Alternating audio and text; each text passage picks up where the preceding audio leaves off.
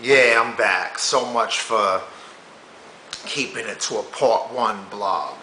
So I guess this part 2. Forgive the camera for chopping, you know. So we blogging here about, you know, Canibus versus Dizaster, that 2012 battle. And I left off in this first, you know, part 1 of the blog about, you know, someone so important to our history in battle rap, like just dedicated 30 pages that he wrote, you know, in his rhyme book, that treasured possession, for 3 weeks, and humbled himself and is like, yo, it's just too much. My memory is not that good, you know, and I don't freestyle, you know, let me just spit to you, you know, the way I rehearsed it, you know, let me just read from this rhyme book. And, you know, I discussed, like, the crowd just wasn't having it. Like, in the heat of that moment, they were booing. You know, the same way Busta Rhymes felt. Like, you just don't do that. And a lot of y'all fans for 3 years are like, you just don't do that in a battle. You know, you forget your lines that you rehearsed, like you don't read a rhyme book, like you freestyle. And like, I'll touch on this, you know, it seems like kind of one-sided, like I'm a big Canibus supporter and I got nothing nice to say for Dizaster. Like, let me keep it real with you, you know, I'll keep it 100 with you. You know, that is a letdown. Like, in your mind, like, you created Canibus to be this, like, legend of battle rap and shit. And, like, the way he came on these battle tracks, you know, whoever he was fucking dissing, if it was LL, someone else, you know, type shit. Like, you know, you just assume, you know, this cat must be, like, a fucking dope freestyler. So, to hear from his own mouth, I don't freestyle, that is a big letdown. So let's keep it real. Like, I'm disappointed with that shit. Like, how could someone be a legend of one element of rap, such as battle rap of all things, but yet not be, you know, able to freestyle? Like, I don't quite know where he was coming. Like, did he seriously never freestyle in his life? Was he just afraid, like, if he did freestyle, at that point, like, the way Dizaster was coming at him, like, he would really get chewed, and it wasn't worth having his life bought away to that extent if he was to, like, try to compare and compete with freestyles to these insane schemes that Dizaster's spitting, like, with his writtens. And, like, I could get that too. Like, maybe that was where in his mind he called it quits, and maybe it was like a manipulative ploy. Like, maybe he humbled himself too much. Maybe it wasn't even 100% truthful. I don't freestyle. Like, if it was truthful, that's a disappointment, because how does Canibus, of all people, not freestyle? And then it's a disappointment if he's saying that as a manipulative ploy just to, like, get you to accept his proposal that he's about to spit from a rhyme book. Like, that's manipulative. And I'll give one more thing against Canibus. You know, I'm trying to keep this like a neutral review, like the negatives of both sides, not just about rotting Canibus's dick, legend this, legend that, and then clown on Dizaster and, you know, tear Dizaster to shreds for my qualms with Dizaster. No. I'm going to call it from both sides. Like, Canibus. That was a fuck. If that whole freestyle shit that I just spoke on was not a manipulative ploy, you saying Dizaster, I'm going to give you the W, I'm going to take the L. You win, Dizaster. You win. That's a manipulative ploy. Canibus.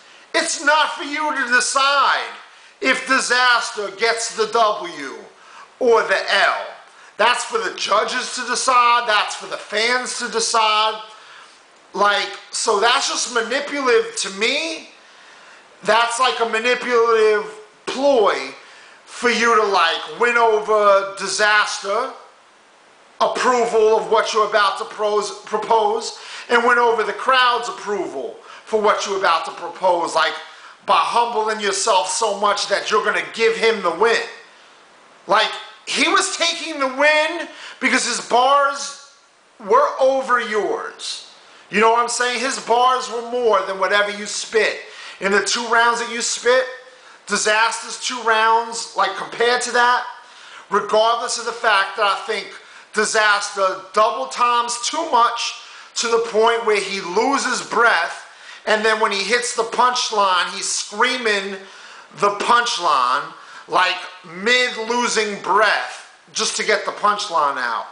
So like, I got qualms with Dizaster's whole style. Like, he's got schemes, he's a great writer, but like as far as like his style of spitting, like I know it's at that point that y'all fucking praise him. It's at that point that I think he's less than so many. Like, I think Dizaster's a fucking screamer. Like, and my dude Dizaster, if you have a problem with me saying some shit like that, like, we can battle, my dude. Like, I already put it up on Facebook and shit, and now it's going up on YouTube. Like, I'm ready to take you off your high horse, Dizaster, because yes, you battled everyone in the industry, it seems, like every big event that could be for battle rap, you in it, you put in work, you've been on some MTV shit, some Total Slaughter shit. Like, you have earned your stripes, but I don't know if you've quite earned that torch to be that man that's supposedly the top, not at the top, but the top of battle rap. Like, I don't think it's you. I could probably name 5 cats. I'm not going to, but I could probably name 5 cats right now, excluding myself, that is more than you, as far as I'm concerned, to battle rap.